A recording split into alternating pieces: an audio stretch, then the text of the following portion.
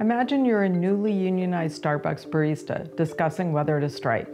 You've got lots to think about, but what you probably wouldn't expect to have to consider is whether your union-busting boss, Howard Schultz, is going to sue you for the impact of your strike on Starbucks, for the coffee that gets wasted or milk that goes sour or lost revenue from customers who get tired of waiting in line.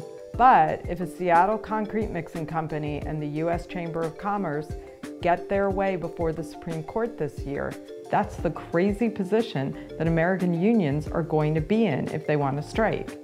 And it could be devastating for workers everywhere.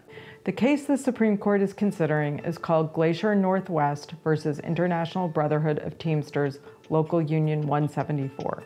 And here are the facts. After months of contract negotiations, cement mixers at Glacier Northwest decided to go on strike.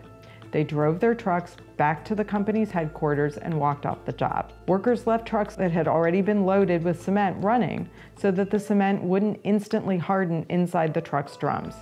The strike lasted 1 week before the companies reached agreement on a new contract. The issue in this case revolves around what happened next. The employer sued the Teamsters for tortious destruction of the company's property.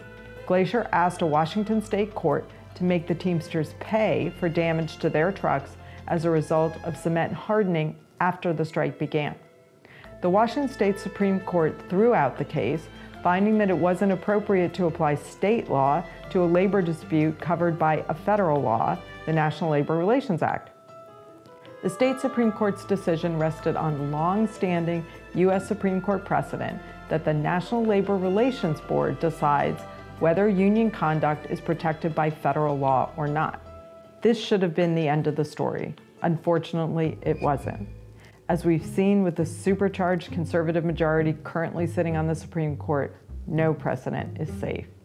To date, the Supreme Court has recognized the importance of the right to strike and allowed state law to sanction strike activity only when a union's behavior is so egregious that striking workers have lost the protection of the federal law. Think violence on the picket line, or obvious vandalism at the employer's place of business. But in this case, there are no allegations of violence, and the drivers even tried to mitigate harm to the trucks by leaving them running. Bottom line, it shouldn't be the union's job to make it as easy as possible for an employer to weather a strike. The whole point of a strike is to create an economic incentive for an employer to bargain seriously with the union.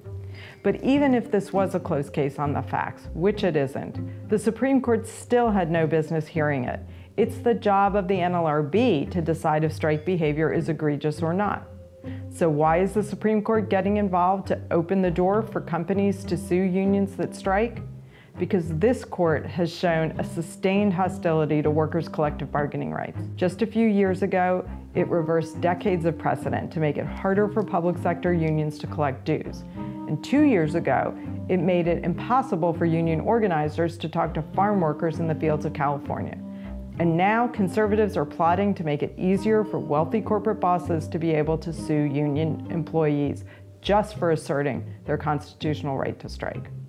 At a time of historic levels of worker organizing and public support for unions, it is exactly the wrong time for the Supreme Court to make the right to strike harder than ever for workers to exercise. But for the Roberts Court, it seems to always be time to side with corporate employers' efforts to undermine workers' rights.